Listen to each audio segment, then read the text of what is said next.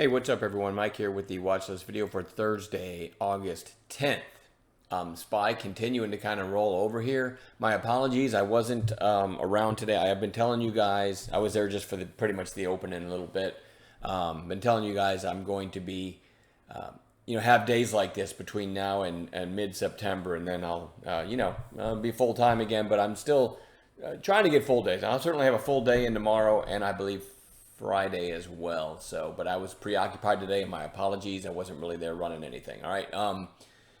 Anyway, we talked about this bearish engulfing candle here was kind of the first sign of the SPY cracking a little bit, and we're sort of rolling over here. So we'll see what happens. Again, I'm a day trader, so I don't get overly concerned no matter what the market does, right? Because I just start each day with a list of stocks to possibly trade the next day on an intraday basis, make my money between the bells.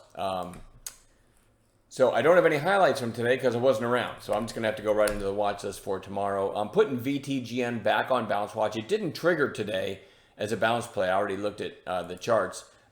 Sadly, it's running in after hours. So, there's where it closed right there. And then in after hours decides to run like $2.50 or whatever. Had I been around in after hours, I probably would have been watching this one, but we'll see how it opens tomorrow. I'm just keeping it on bounce watch. I've talked about all the bag holders in it since the gap up, but I still think it could give a decent bounce. You can see, again, what it's doing in after hours today could be some indication of what's possible.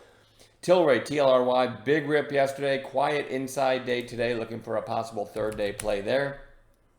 HLF, after this big breakout on earnings, just 4 days in a row now, down on declining volume, or on lower volume than on the breakout anyway, and no triggers in it today.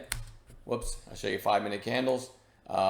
Never broke its early high. Let me go back to regular session. So there was the early high, just sold off most of the day. So it goes right back on bounce watch again tomorrow. PLTR. This one's getting kind of interesting to me.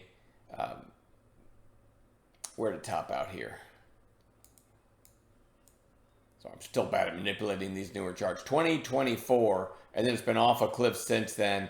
They had earnings, yesterday, I think, and the earnings didn't sound bad, but it's certainly overdue for a snapback bounce. So this one's one of the more interesting ones to me, only with a proper bounce play setup, of course. UPST, I don't know, about a week ago, this thing was about $72, and now it's 34.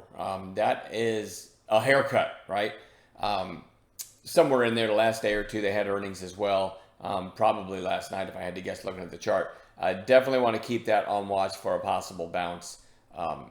Again, proper intraday setup is super important. Great relative strength. I'll pan out a little bit here in TNGX. Big rip today. Closing off its highs, but still great strength compared to the market. I'll have that one on a chart. GRRR. I'm not in love with this one. It had that volume spike yesterday, and then today an inside day. So maybe a third day play there, but that is definitely an ugly daily chart and a lot of bag holders in it. ACHR had the nice news with the military here, and then it's come back down, bounced off the 20-day, and really had good strength compared to the market today. So that goes right back on watch. MRTX, big volume, strong close. We'll keep our eyes on that one. TDUP. Nice breakout. Let's pan out a little bit here and have a look. So I'll put a horizontal line. You can kind of see a big old, 1 year cup and handle, and it's breaking out. Today was breakout day, really. So this could certainly have some follow through. I'm going to keep our eyes on that one. NKTR. Now I'm going to zoom back in a little bit. Had the big rip 3 sessions ago, then a couple quiet days. I'm still keeping this on long watch for a second move. IDAI. Kind of an interesting chart, right? Back here, excuse me, back here topped out at 298. Then about a week ago, 290. Then today, 285. So you can kind of picture a line. Well, I'll put the line right there. Certainly interesting. Probably over 3 with fervor. Could be an interesting play. So it's had some news lately. I definitely want to keep my eyes on that one. BROS.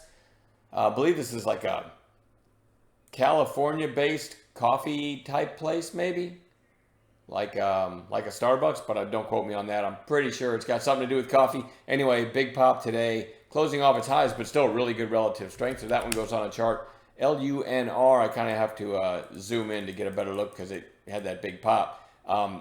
Nice range today for this stock. Went from 8 to 948 on an intraday basis. The candle doesn't look like much, but that's a nice percentage move. They had a nice headline on a contract with NASA, I believe. So I definitely want to watch that for a follow-through day. Couple more. PSTX had this pop 3 sessions ago, gave it all back.